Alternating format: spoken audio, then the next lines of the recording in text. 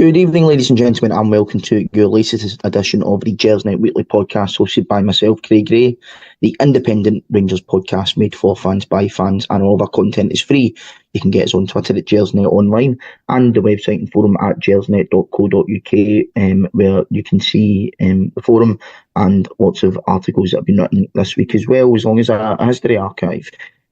Just before we start, I want to give a little message from one of our sponsors, Forrest Engineering. They are a subcontract Glasgow-based engineering company who have been a big commercial supporter of Rangers for many years. And we're absolutely delighted that they're backing our pod. You can get them over at forestprecisioneng.com, and you can also visit the Forest Precision Executive Lounge, a stunning new hospitality area within the historic main stand. And for more information on how to book this unique and intimate space, you can email the club via hospitality@rangers.co.uk. Well, Sunday the 12th of May today, guys, and yeah, it's now time for the post-mortem after yesterday's debacle at Parkhead. First joining me tonight, Mr. David Fraser. David, been a while since we've been on together. Obviously, maybe we were saying earlier, it just seems like we're repeating ourselves every time we come on air. It's just a case of deja vu, Craig. It's even to everybody watching, everybody listening. It's just the same old. But we're going to do it, dare say. Aye, what can you do? Also joining me tonight, Mr. Chris Jack of the Rangers Review. Chris, seeing yesterday, I read your piece earlier today about you being in Edmondson House for the game yesterday. Apart from the obvious, how was that experience? Did you enjoy yourself? It was the first time I've actually been in Edmondson House for that type of event, and I thought that it's a good idea for the club to put it on. So obviously I had the idea of it being the biggest gathering of Rangers fans in the city, obviously given there's no away fans there.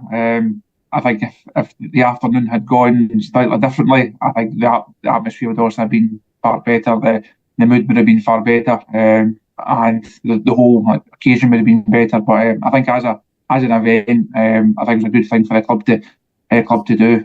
A lot of people that I spoke to beforehand were optimistic. There was 2 and 3-0 predictions flying around, and that was before the bar opened. But I think people quickly realised that it just wasn't going to be Rangers Day. And as I said just before we came on air, my task for tomorrow morning is to now write another post-mortem. It's to write another, where do Rangers go from here? What does the manager need to do?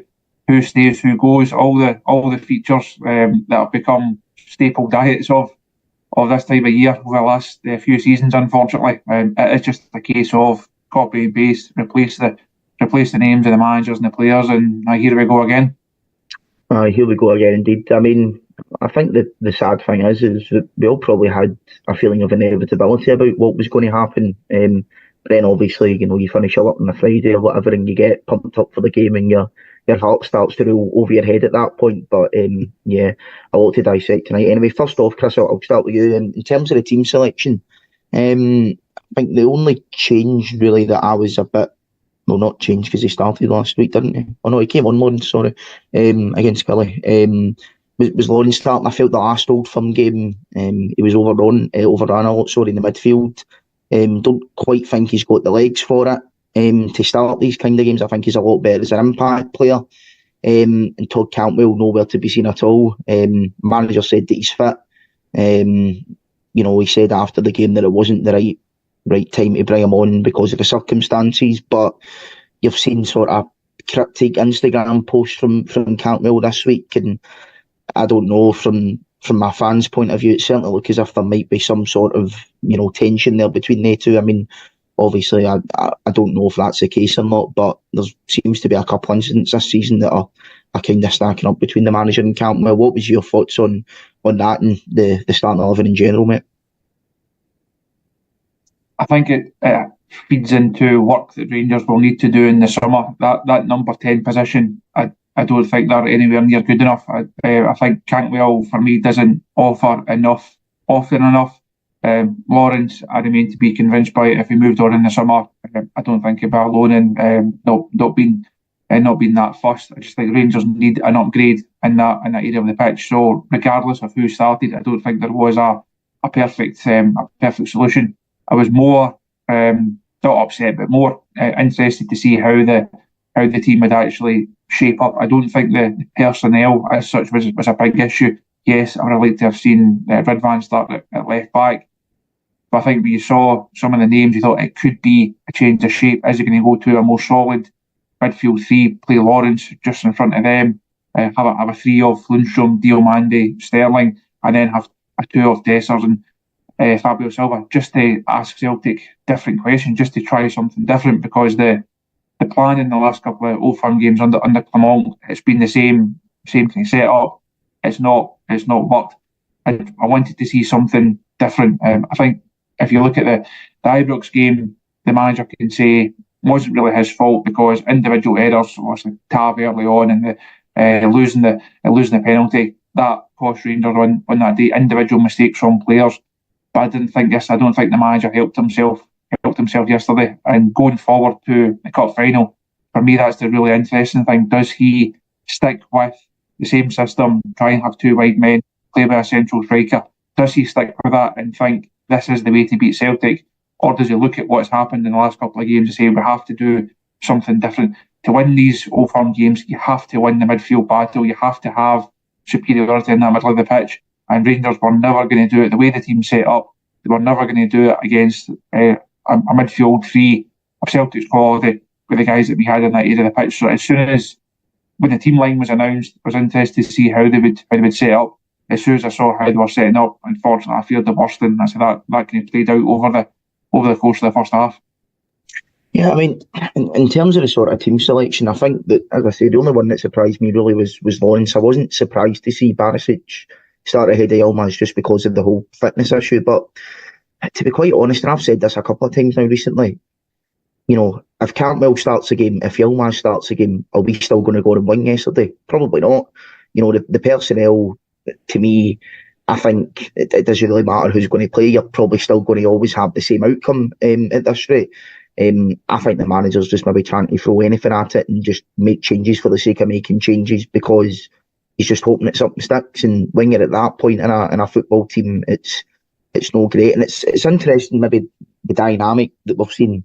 You know, I think everyone's been blaming the sort of core leadership group recently anyway, but now a lot of questions have been asked of the manager, which is, you know, fair enough. He's, you know, you're the Rangers manager, you're not immune from being scrutinised, absolutely not. But, you know, I do think in terms of maybe how you apportion blame, I think the players generally have got to take, I'd probably say 90% of the responsibility for what's happened. We can sit and say the manager could have done this, he could have done that. At the end of the day, if the guys that he was going to bring on aren't going to make much of a difference, then, you know, it doesn't really matter what he does. And I think you made an interesting point there, Chris, about, you know, individual errors, and maybe that is why Clement hasn't really changed it as such against Celtic tactically, because he's probably looking at the game overall and saying, you know, we're sticking in there. Like at Parkhead, you know, we've been down to 10 men twice against them this season under him, and, you know, we're going into the last 10 minutes sort of looking to get an equaliser. We're making the place worry a wee bit. And it is, when you look at it, individual errors that have cost us. Obviously, two of the goals at Ibrox, the first two, and, you know, yesterday, in my opinion, both goals come from unforced errors as well. You know, it's just one of those things that's interesting. David, I thought we started okay. I mean, for a game at Celtic Park, you know, you kind of want to slow them down as much as you can, maybe frustrate them. I thought to an extent we did do that. Obviously, Silva has a big chance that he needs to bury, but then Celtic get their goal. You know, it is a great finish from Matt O'Reilly, who is, fair play to him, he's having a brilliant season. But, you know, for me, John Lundstrom's at fault here. Barisic doesn't cover himself in glory either, but Matt O'Reilly was allowed far too much time and space on the ball. Lundstrom gave him far too much space beforehand, and we had a couple of warnings. He had a free kick that went just by the post. He had a shot that went wide, and he was getting into those positions. And before the ball was past him, I was shouting at the telly, "Watch O'Reilly," and you could just see Lundstrom. I don't know if it's sort of lack of effort or, you know, maybe just not thinking properly at that time, but he doesn't pick up his man, and then he's hit the shot, and, you know, Bolton's got no chance with it. But for me, David, you know, that goal just kind of sums up John Lundstrom in his Rangers career, and that's not even talking about what happens 2 minutes later. Well, it's like, yeah, again, it's where do you start? For me, the main man that's culpable was the manager, Craig. The midfield set up a distinct lack of shape, distinct lack of organisation, players no tracking runners. You look at Lundstrom, he's jogging, he's ball watching, he looks as if he's down tools. When you've got a guy like Mamadi Diamandi who's, I mean, I'm trying to be even-handed here. I mean, it's too early to judge the lad, but he's not exactly set the header alight. And for the manager not to recognise that they were they were exerting pressure in the middle of the park, to then go with his preferred system to try and outplay Celtic, I think is ludicrous. Lundstrom, I mean, he's part in the first goal, ball watching, then he's part in the second goal. I mean, I guess it's, you know, it's a wee bit unfortunate. His body shape's all wrong, and he's just the whole passage of play. We've seen this movie so often before, Craig, it's untrue. But I come back to it, I don't think the manager's helped. You know, I've been on record in several pods saying these Rangers players are a bit better than ordinary, not much better than ordinary. He's not doing the players any favours. He's got to learn for his mistakes. He's not learned for certainly the game at Parkhead. He's got to learn get into the cup final, that's for sure.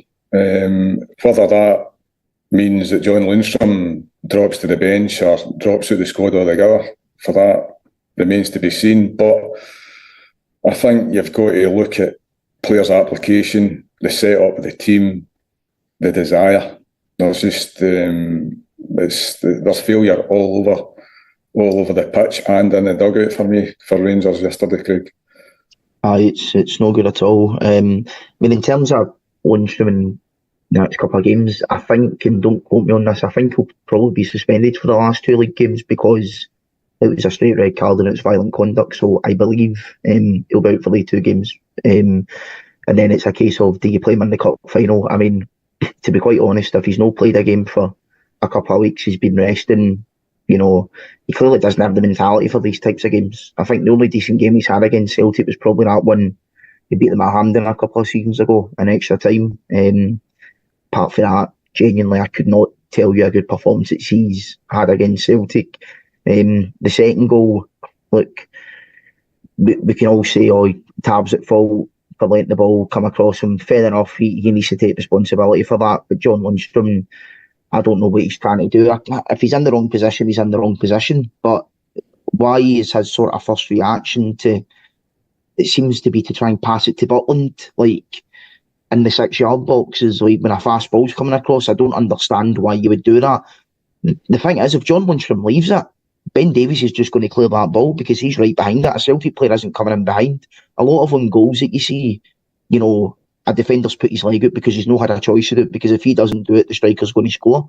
That wasn't the case with that second goal yesterday. Celtic weren't scoring from it. It was going to get cleared.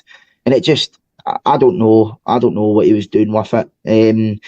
Chris, obviously, you know, that second goal happens. We get back into the game. I think only 30 odd seconds later.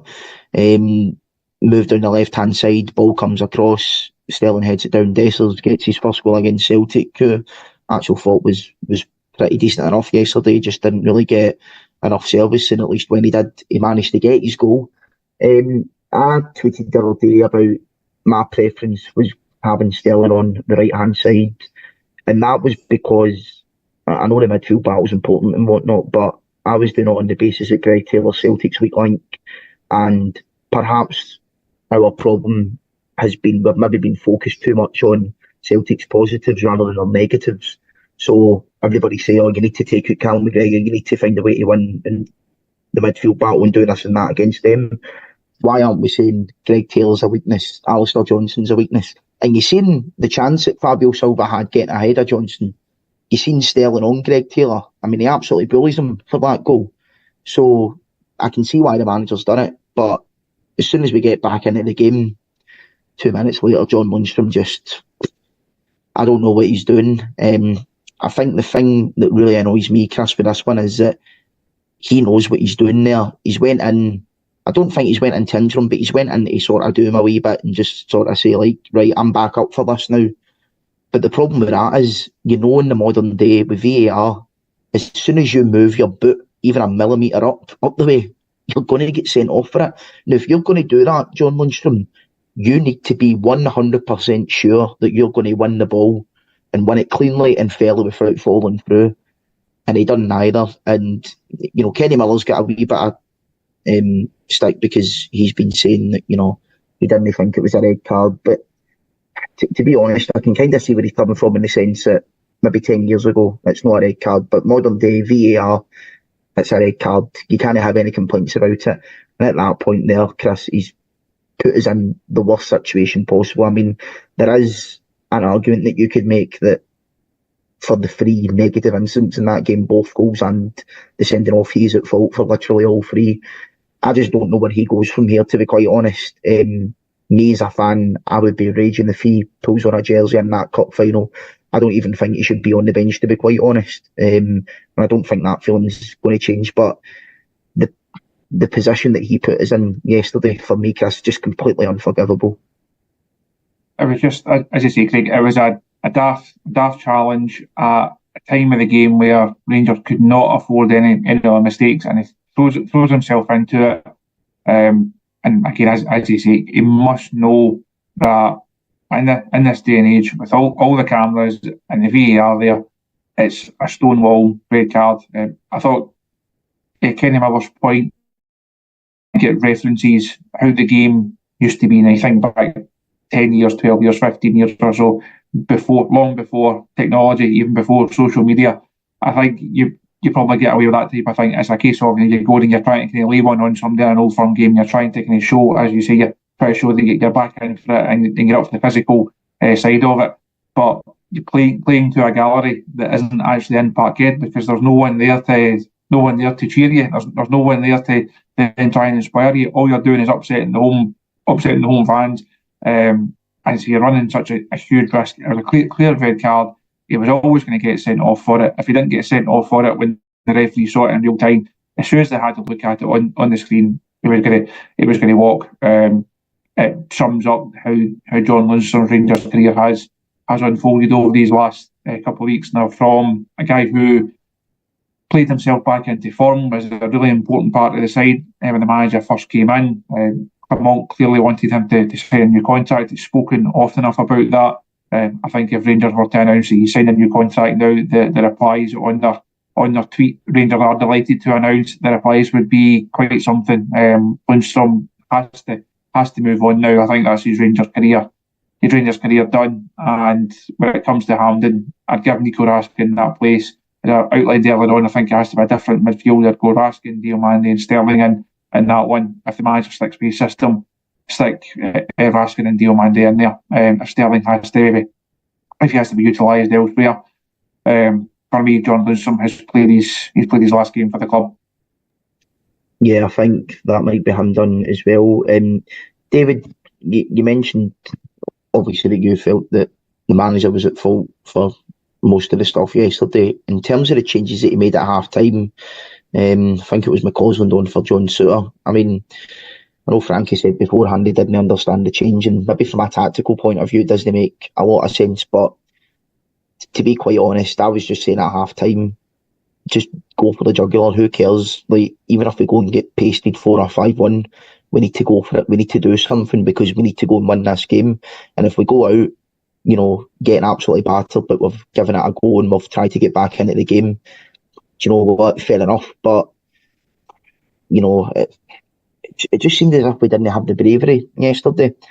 And it's happened quite a lot against Celtic this season and a lot last season as well, where there's chances for you to get in behind them, you can do certain things, and I don't know, I thought he should have made a lot of changes earlier. I think as soon as we get the man sent off, he probably needs to make a change just to sort of, maybe not even from a tactical point of view, but just to say to the fans, look, I'm trying to do something here. I appreciate the situation's not bad and I'm trying to do something, and I just think that by the time he's made the changes, it's a bit too late. And other ones as well, like bringing Roof on for Dessler's straight swap, who, as I say, I thought Dessler was actually doing okay. I didn't understand it, why you're still playing with one striker up when you need to go and try and win the game. And I know it's going to be incredibly difficult to come back into it when you're you're doing it to 10 men at Celtic Park with no fans there. But for me, it's just like, just go for it. Like, be brave, go for it. And if you get scudded, you get scudded. At least you've gone for it. But aye, David, I did think some of the changes yesterday were a wee bit baffling, mate. Well, he's just sticking to his guns, Craig. He's juggling the pack to basically keep the same shape of the team. And he obviously thinks that that's the right way to go about getting a result. I see major flaws in it. I mean, not to come down too hard on Ross McCausland. I think you've seen the limitations of a young player in the squad yesterday in Ross McCausland's performance. I'm at a loss as to how he went about the game yesterday, Craig. I keep coming back to it. I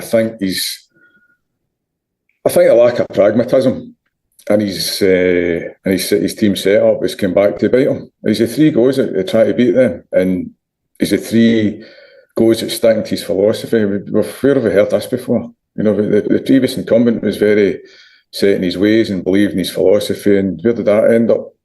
So, and that's leaving aside the general lack of quality with the players that are available to him, and obviously building on a bit of mitigation whereby, I think it's safe to say that his starting 11 wouldn't look anything like the starting 11 that played yesterday, given the players that are out injured.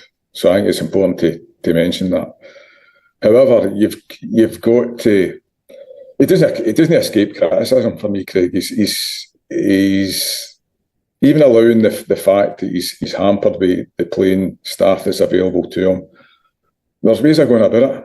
There's other managers maybe less storied than him, for want of a better phrase, know how to put a team on the park and stop Celtic playing.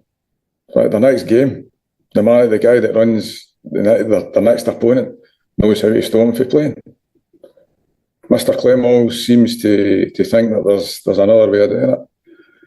You mentioned Cyril Dessers coming off the pitch there. I mean, Cyril Dessers, we all know he's not a great player, but his goal return suggests that he's maybe a worthwhile squad member.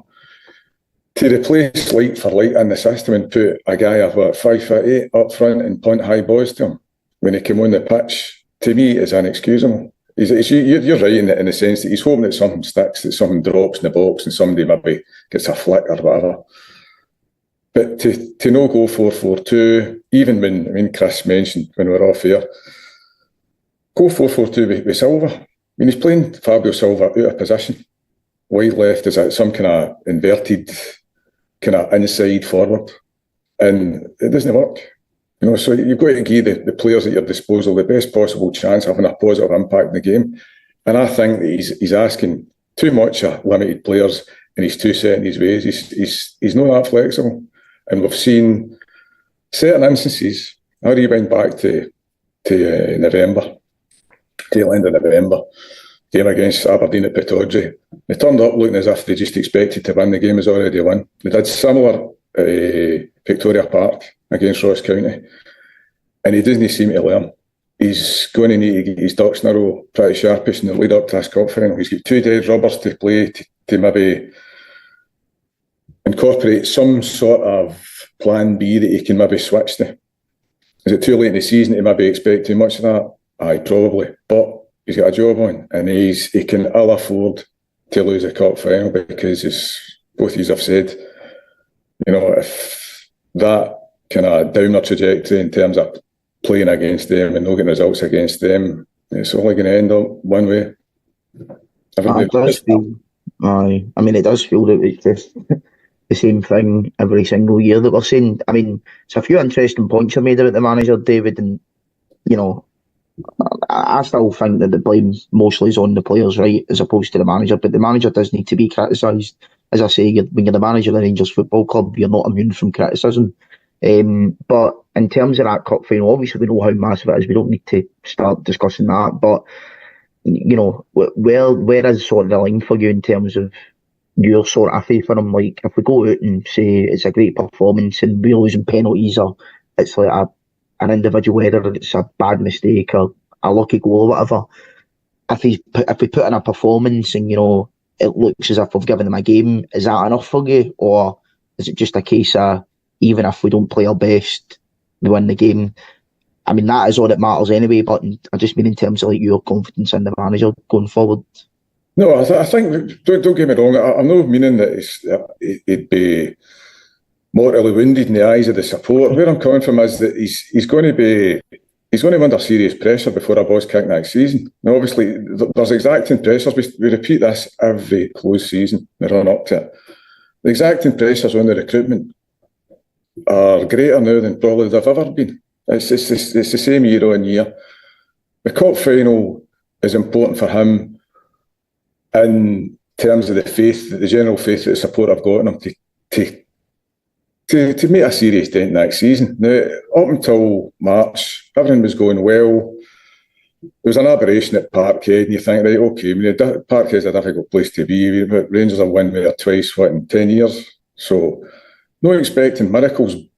However, Hampden, neutral venue, although our record there of late hasn't been all that clever, bar the cup final, the League Cup final back in December. So, he needs to win that. Without, obviously going on to that subject, I think he needs to have a positive outcome of that in some way, shape or form to reinvigorate the faith and support that he deserves a chance to be back, the chance to be back with the board and to take on to next season and hopefully with his own players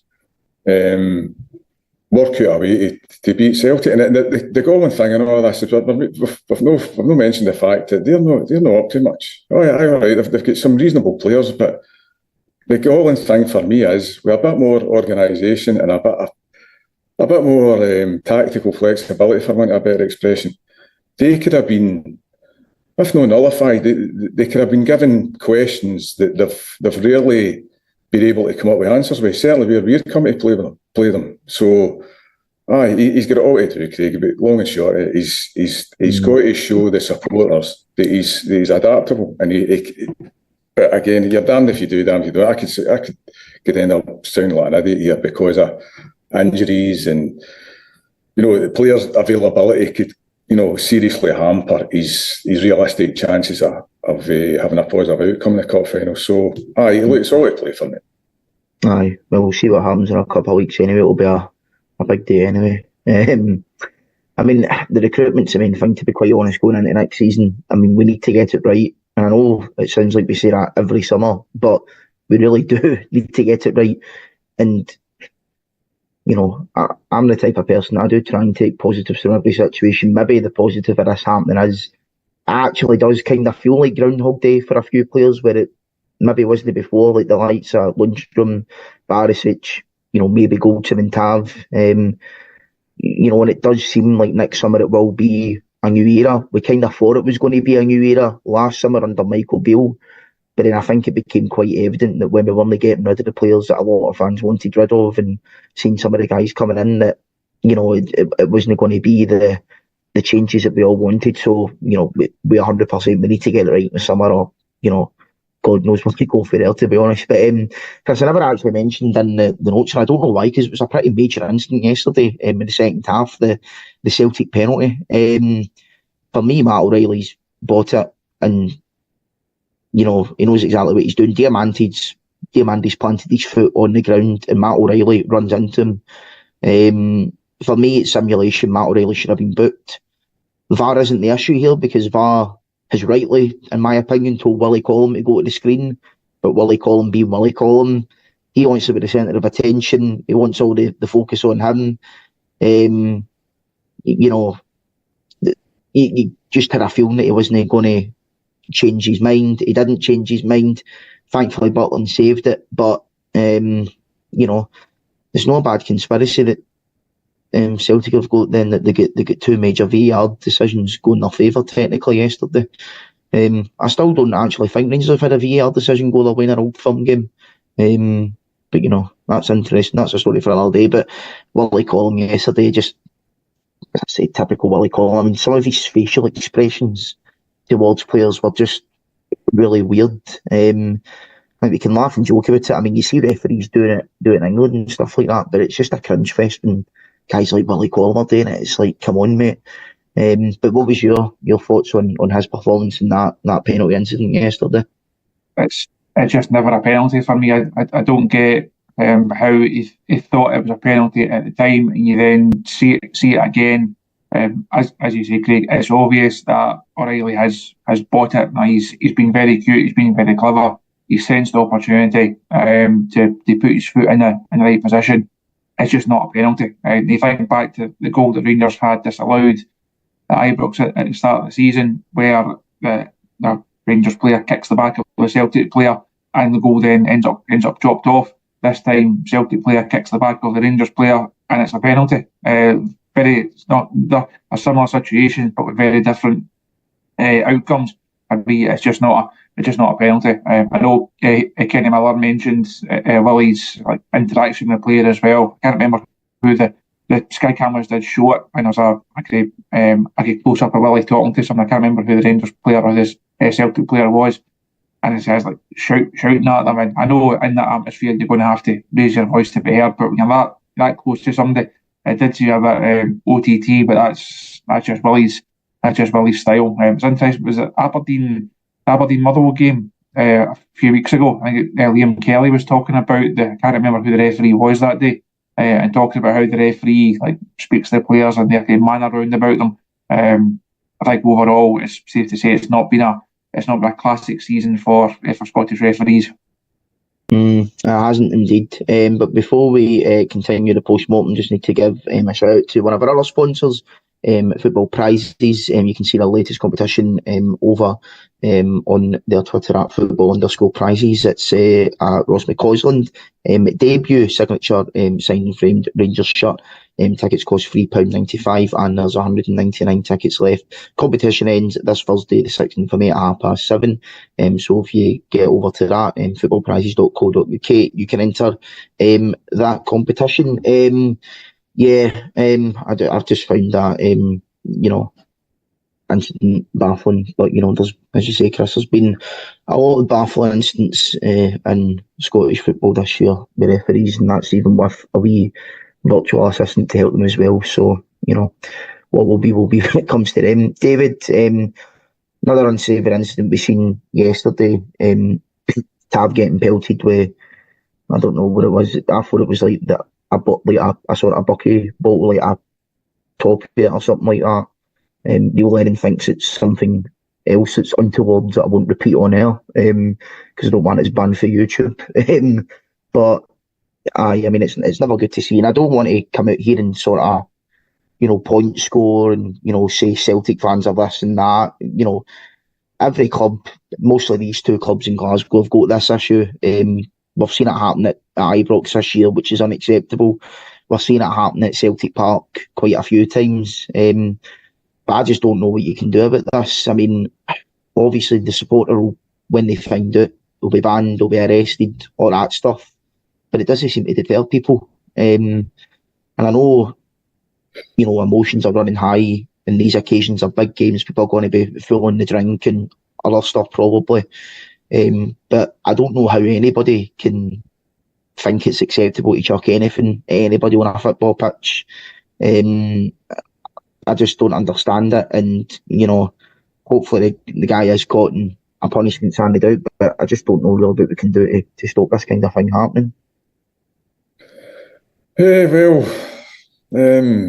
cast my mind back to when I was younger. There would have been cops around the track, Greg.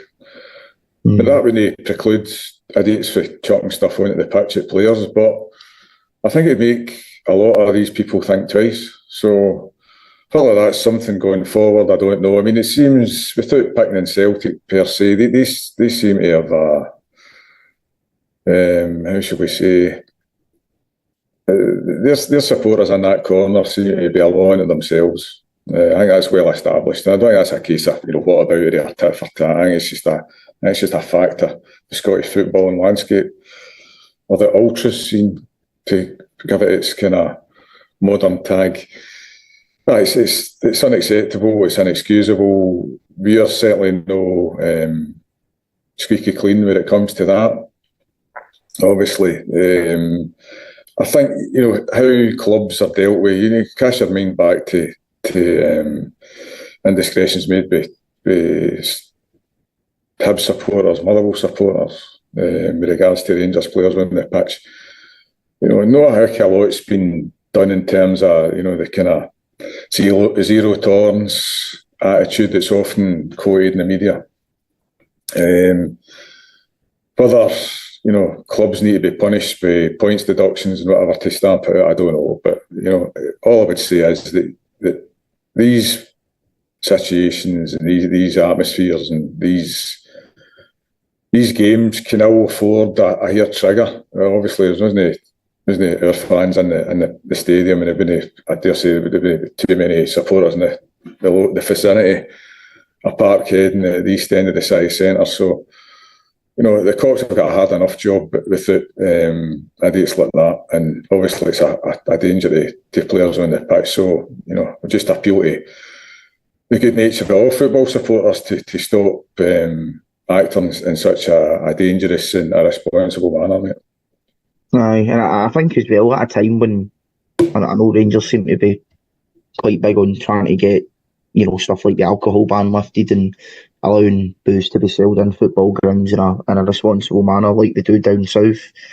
I think when the Scottish Government, I think it's fair to say they're no big fans of Rangers and probably Scottish football in general, to be quite honest, but when they see stuff like this happening, you're just giving them fuel. They turn in and say, no, if you're chucking stuff on the pitch, why would we even bother allowing you to do stuff like this? So, yeah, it's football fans don't help themselves. But just the thing that really, really annoys me about this is, again, it is the whole sort of tit for tat stuff. There's so many pundits, podcasts, Celtic-minded people out there who, when it happens at Ibrox, they're squealing, this should happen, that should happen, and then when an incident like that happens yesterday, and it's not the first time that it's happened at Parkhead, they've got nothing to say on it. I actually seen a Celtic fan do a TikTok video yesterday, and to be fair to him, he's calling out the supporters, and you've got guys online that are just ridiculing for it, like Celtic fans, and it's like, why is it that it seems to be in society nowadays that to do this sort of stuff to Rangers players, you can abuse them, you can run on the pitch and attack them, you can throw stuff at them, you can say anything to them in a sectarian nature, that's acceptable, that's funny, let's laugh at that. But when it happens the other way, there needs to be a zero tolerance approach. We can't allow this to happen, it's disgusting. But I just hope that people can, start to rethink what they're going to do there. But as I say, I don't really know what we can do to fix these things. Chris, one thing that I wanted to mention was in the Herald earlier this week was about a possible Ibrox extension. I think it's probably the right idea. I think the issues may be, like, how do you fund it? Not even just how do you fund it, how do you actually do it? Because I think that the plan seems to be that they want to build underground more. But how can you do that with how close the stadium is located to the Clyde and stuff like that? Personally, if it was up to me, if you want to redevelop Ibrox, I think the most efficient way to do it would be to bulldoze the three stands, the Cortland, the Govan and the Broomlin, and rebuild them completely and still have the main stand. Because that's something that could be there for, hundreds and hundreds of years. Liverpool have done a pretty decent job, to be fair, at Anfield. But I think if Rangers are wanting to turn into this sort of, modern, marketing and commerce focused club as well, it's just a suggestion from me that maybe it would be best to just note the three stands down. You can have retail outlets or food outlets. You can basically install brand new hospitality areas, state-of-the-art seating, state-of-the-art technology. But obviously the problem with that is the funding. I mean, it's going to be hard enough to get the funding for any project, never mind a project of that nature. So that's probably never going to happen. But I think overall a stadium expansion would be good. That is needed. I think there's about 20,000 people on the waiting list, and I think the thing that's really interesting about that is you see, there's X amount of people on this waiting list and that waiting list. These are people that are actually paying to be on a waiting list, so you know that these people are actually serious about buying season tickets. And I think as well, if we can increase the capacity we could also increase the away allocations, which in turn might help Rangers going into other grounds like Tynecastle and Easter Road and Celtic Park to try and maybe get an increased allocation for theirs. So overall, Chris, I think it's going to be a positive, but I think it's just a case of how do you actually set the project in motion in terms of funding and actually getting on with it. As you say, Craig, I think finance is obviously the main question. I've spoken to a couple of people at the club about this over the last 2 seasons or so, maybe. So it's not just a pie in the sky thing. It's not just a feel good line that they'll just throw out. It is something that has been costed. There's plans in place. There's something that has been seriously discussed at boardroom level for the last couple of seasons. But as you say, it comes down to the money of it and what's the best way of actually doing it. Now people say you can, like you suggested, you can knock down all three and you can rebuild them. You can fill in the screens. You can go slightly lower and add those at the front. You can have a cantilever approach like we've signed off on for the new disabled facilities behind both goals. I think it's definitely something that Rangers have to think really seriously about, because it comes down to supply and demand. Rangers, if they had the extra seats, they could sell them, no problem at all. That's not to say the ground will be sold out week after week after week, because it's not sold out with the current capacity we've got. But 9 times out of 10, there's big crowds there. When it comes to the bigger games, the supply just doesn't meet the demand. So it's definitely something I think the club have to look at. It's definitely something I would like to see them move forward with and consult the fans on, and try and find costing plans for it and try and find the funding for it. I think it's going to help take the club to the next level. And even on a purely parochial Glasgow Old Firm basis, you look across the city, every season Celtic are starting with a financial advantage because they can sell more season tickets. So no matter what Rangers do in terms of prize money, TV money, transfer money, Celtic will always have that nose in front because they can sell more season tickets, and that puts Rangers at a disadvantage straight from the off. So even if on that very, very basic level, it's something I think the board have to seriously consider. Actually, it is something I know they have been looking at over the last couple of seasons, but it's going to be a long term thing. This adding on that number of seats is going to be a long term project. I think the work that they've done at Ibrox so far has been good. I think the new disabled facilities, and in time for next season, it's the club doing the right thing. Is putting money back into the stadium, because previous incumbents and previous chairmen and previous directors didn't put that money into the stadium, so Rangers had to play catch up. After regime change, there's a lot of work needed done just to get the stadium back up to a standard. Now it's about taking the stadium on again for a modern, forward-thinking and ambitious Rangers. No, definitely. I mean, the sales of season tickets and tickets in general, kind of since we've came back up the leagues, it's just been incredible for me. I mean, I remember growing up sort of mid 2000s, and the crowds were always good at Ibrox, but there were certain games, you were maybe only getting 35, 40,000. And this is when Rangers were doing pretty well, like underwater in the second spell. Even I remember Champions League games, you were only maybe getting 40,000, and it was the usual when you had a home game against somebody in the cup, even less fans. But to be fair to Rangers fans, certainly since we went down the divisions and coming back up now, even to this day, selling out every game. I mean, even friendlies, you're getting 20, 30,000 fans at friendlies. I think at cup games as well, we're getting at least 40,000 at cup games. Just mad, the amount of money that's been spent by fans, and, the loyalty that they've shown. And that's one of the things that really annoys me, Dave, is just like, you see the money that the fans are constantly putting into the club. If you're a season ticket holder at Ibrox, you're probably spending in excess of £1,000 a season if you add up all the games alone. And that's just for home tickets. That's not when you account for MyJail spend, away games, European games, merchandise. So, for fans to be forking out money time after time,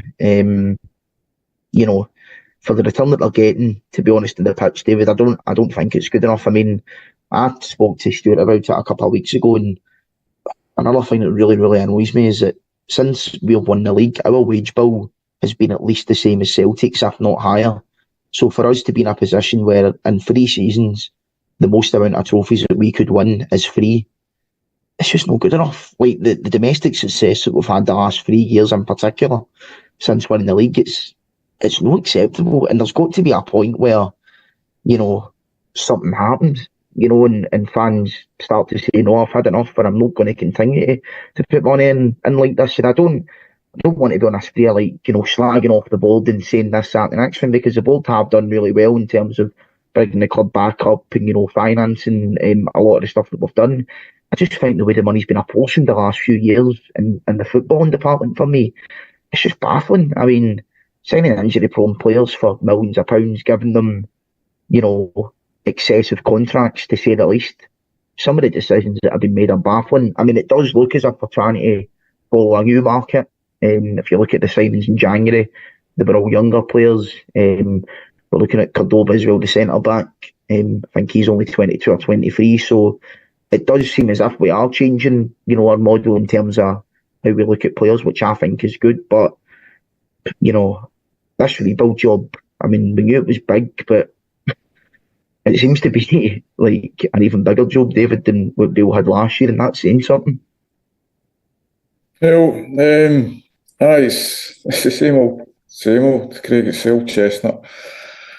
There's a lot of cover there. I think you've got to look at the scouting. I think the scouting's been pretty lacklustre. Obviously, we'll cut Niels Cotton a bit of slack. He's just in the door. He's obviously needed a bit of time to see what's actually in place and undertake a review of what's happening and come up with a strategy as to how he fulfills his remit to the board and the technical management that obviously stand aside from the executive board, the PLC board. So it's the long and short of it is it's not been good enough, Craig. The sad thing for me is it seems that Rangers are hemorrhaging money to stand still, and in some ways they've regressed. So that's going to be the biggest part in Philip Clement and Niels Cotman's job in the summer, is to arrest that stagnation and to hopefully put in place a plan which can be immediately actioned, where progression is seen in short order. So that then has to reflect in silverware. Now, obviously, the manager came in, another guy's squad of players, managed to get a tune out of them. And this all informs, ironically, what I'm about to say informs part of the discussion earlier on in the show that we've just had. The fear factors kind of disappeared from the Philip Clement management team, and that's reflected in the performance of the players. He's got to then bring in fresh blood, where players are looking to impress the manager. They maybe don't know where they stand with him. And a clean slate is established, and hopefully he can hit the ground running. I think there was a lot of chat online about trying to qualify for the Champions League. If I was the average Rangers punter, I'd forget about qualifying for the Champions League. It's going to be hard enough. As ironic as that sounds, it's going to be hard enough for the manager and the technical staff to get good players in that can elevate the quality of the squad, and that reflects on the money men as well. So essentially, they've got it all to do. I mean, as you say, the return since 55 in terms of silverware has been not good enough. I mean, Rangers as a club have been built on success throughout the decades, over 150 years, and it's not a very good reflection on the current regime. Obviously, there's different actors within that process that have made the executive decisions, but it's coming up. March next year will be a decade since regime change, and what have we actually seen? We've not seen a heck of a lot in terms of tangible success. Now, depending, you might think that the success is the balance sheet and breaking even and arrested legacy debt and stuff like that. That's fair enough. That's a whole different kettle of fish. But we as supporters, we need success. We need trophies in the cabinet, and the club's came up short. So I think they try to come at the point and no pour pressure on certain people inadvertently. I think that the manager's fate is inextricably linked to the current board's fate. I don't think that you've alluded to it there, Craig. I don't think the patience of the supporters has got much wiggle room, because you're never done getting emails about stepping up and playing, and we've put our money where our mouth is. Don't get me wrong, some of the investors have as well, and that's not lost on me. But in terms of the overall club management, you could make an argument, especially the longer it goes on, that the club has been mismanaged. It's certainly not been actively managed well. If it was managed well, it'd be reflected in players going out the door for serious amounts of money every season, tangible success in terms of silverware, arresting Celtic's dominance in the Scottish game, and making serious inroads in Europe to a level season on season. They've had a couple of good seasons in the Europa League. They've obviously reached a final, but by and large, that's been a ceiling in terms of what's actually taking place. So, to try and come at the point, Craig, the club, everybody involved with the club, have got all to do in the summer. It's the next few weeks are going to be monumental in where the club ends up going forward in the short to medium term, mate. Mm-hmm. No, I completely agree. I think one way to sort of look at the current regime sort of success, if you want to call it, is maybe the two different parts. There's the actual business itself, and then there's a football brand and department. I think from a business point of view, I think it's obvious that the club has been running a fairly good way from that point of view. The problem is, we're a football club. Fans don't care about balance sheets, balancing, and record profits. That's the next thing. Fans care about good players. They care about winning games. They care about winning trophies. So that's something that they really, really need to get right. You would argue that you need the balance sheet and the business side to do the footballing side successfully. That's fair enough, but as a football club, you need to have success on the pitch. That's how you're going to be judged, knowing how much money you're making or how much money you've got in the bank. Chris, in terms of the recruitment, how do you think that's going to go this summer, sort of with your connections at the club? Do you think that Niels Coppin and Clement are going to go down a different road to what previous managers have done in the past and go for a sort of younger, hungrier type player? And in terms of the money as well that's going to be spent, I know obviously you won't know budgets, but do you think not qualifying for the Champions League automatically anyway, do you think that might have an impact on the manager's budget? And does it maybe mean that we might need to sell players like Butland if there's some decent bids come in for them? I think we will see another fairly large turnover of players, because I think that's what the squad needs. You look at the number of out of contract players. I think a number of fans have already decided that the future is without these guys. Look at Jack and Lundstrom, McLaughlin, Roof. I think it's time for these guys. Barisic falls into that category. It's time for these guys to move on. So that's you automatically looking for at least half a dozen. There's guys who are under contract who I think will find their places up for debate. And you've then got your sellable assets. Ridvan, I think, falls into that category. As good as his form has been at times, I still think you should cash in and you move him on. Just not robust enough for me, not reliable enough fitness-wise. Butland is obviously going to be the story of the summer in terms of a potential sale. And then it all comes down to how much. If it goes for 10, I think people will be upset. If it goes for 15, I think people will then find it a bit more palatable and say, well, it's a good deal, and that then funds a lot of the rebuild. I think we will see Rangers shop in different markets. I think that was one of the main reasons why Niels Coppin was brought to the club. I wrote a piece on that recruitment process just a couple of weeks after he came in, and it was about the being able to identify talent at a cheaper level, at a lower level if you like, but knowing that those players were going to have success on the pitch and then be valuable in terms of, like you mentioned, the balance sheet. These guys also have to have a balance sheet value. John Bennett's outlined it, saying they can't have sporadic wins in the transfer market. There's been so much talk about this player trading model. Rangers' player trading model over the last few seasons has been almost non-existent. It's Bassey, it's Aribo, it's Patterson. That's not a successful model. That's 3 players, one that you produced, one that you've managed to get from a championship, and one you plucked from an English academy. All 3 are success stories in their own right. But you look at a number of players that have come in, even since Gerrard in 2018, 6 years ago. Look at a number of players that Rangers have sold or have brought in, and the number of players that have been sold for big money. The two don't weigh up, the two don't balance up properly. So going forward, the strike rate has to really improve. And that's not to say every player is a project player. That's not to say every player is someone you're going to sign for $1 million and go and sell for 20. But there has to be a marked improvement in terms of the transfer model. And I do think we'll see Rangers go into different markets, look at South America, look at maybe some of the more unfashionable leagues, if you like, in Europe.